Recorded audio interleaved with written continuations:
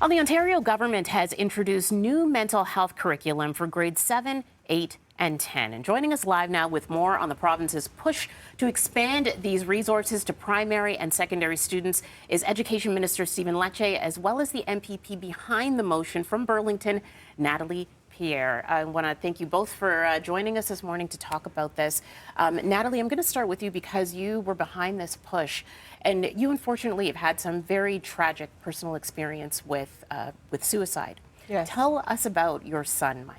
Yeah, so my son Mike was an average student. He was a regular kid. He was in school.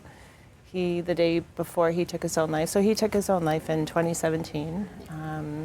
He didn't have any signs or symptoms. The day before he died, we'd gone on a university tour. He'd worked a couple of hours at his part-time job and spent some time with friends. And on the surface, he looked like every other teenager, normal teenager moving forward to adulthood.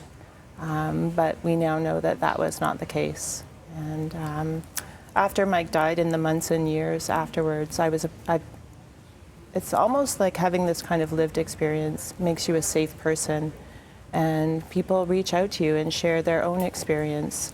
And I started to understand just how much mental health touches all of our lives. Right. And so probably in about 2019, started to think maybe there's something we can do about this, and thought about including mental health literacy in the school curriculum so that we can teach our students the skills and tools that they need to navigate the mental health challenges they'll have, not just in school, but in their entire life. Yeah, prepare them for the future as well, because this is not something that ends as a youth. It begins here, but if you know how to tackle it right away, it makes such a difference. Minister Lecce, I'll start with you with more on the program itself. What are we expecting to see in terms of changes that will now implement mental health education? You know, Natalie brought forth a motion in December of last year, which had all-party support. I mean, we are rallying behind the cause of strengthening mental health literacy in the curriculum.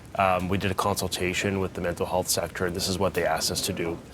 We have every single grade in Ontario has mental health, but part of this initiative and part of Natalie's leadership, frankly, is going to bolster it in grade 7 and 8 as well as grade 10. And the reason why we've chosen those grades very intentionally is to make sure young people understand tools they can use in their lives to deal with the stress of being a youngster in Canada.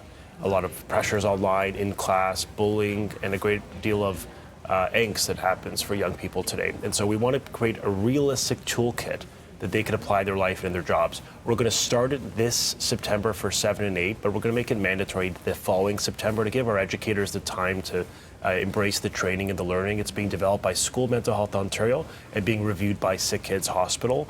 We really wanted to bring in the best pediatric leaders in this space to give us tools to support our educators and our kids. And we're also ensuring summer learning. Yeah. You know, in Ontario, for many parents who use the system of mental health in schools, those supports stop over the summer. That's not designed for the patient. So we're going to be funding $12 million this summer, $14 million the next summer, $16 million the year after that to provide continuity. So if your child needs care, they can get 7-day a week, they can get all year-round support, and that's another initiative that Natalie really advocated for us to do. Build the system for kids, not for government bureaucracies, and that's what we're trying to do. And what feedback, Natalie, have you heard from other parents as well as, the teachers, the people on the side of education, when it comes to having this program implemented in schools? So very positive feedback. So back in 2019, when I decided to start advocating for this type of change, was contacted by teachers, students, mothers, parents, neighbors, co-workers. Everyone pretty much got behind the idea and thought that this was a great idea. And then, of course, during COVID, I think really shone a spotlight on some of the mental health issues and challenges that I think we all experienced. So I think I don't think that mental health is a partisan issue. I think it's something that people are really getting behind. Absolutely. Yeah. And one part of the education minister is the fact that it's going to be teaching kids not only how to deal with stress, but also how to seek professional help if they need it. But we know that there are these long wait lists that we have seen in this province for young people trying to access that help. Is there anything that's being done to tackle those wait lists in order to make it easier? In our school system, we have been able to increase capacity and funding by 550%. Just for context, we were spending about $18 million in school mental health in 2018 when we started our government. It's at over $114 million this year. So that's a huge, significant leap forward of investment and staffing. In the community, our colleague, Minister Michael Topolo, and the Minister of Health, they've announced a significant increase in community-based mental health support. What they're trying to do is create a system that is more integrated and a greater continuum of care for children so that we can reduce wait lists. So we are adding staffing, we're hiring people, psychologists, psychotherapists, social workers, child and youth workers, literally across the board in our school system and in community. We're doing both because we just want parents to know if their kids are facing some inner darkness, some difficulty in their schools, in their communities, that there will be support. And yesterday, I suppose, we announced additional funding just to make sure that that capacity is there so that no child has to face that difficulty in silence. And I think it's also about creating a greater sense of confidence that young people can get through this crazy world with the supports and with a school system that really gives them every incentive to succeed.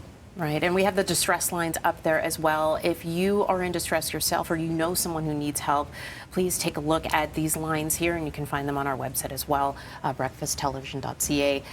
Thank you so much once again, MPP Pierre. Really appreciate it and this work. And Minister Lecce, thank you so much for coming in and joining us for this very important topic. Thank you. Thank you. All right.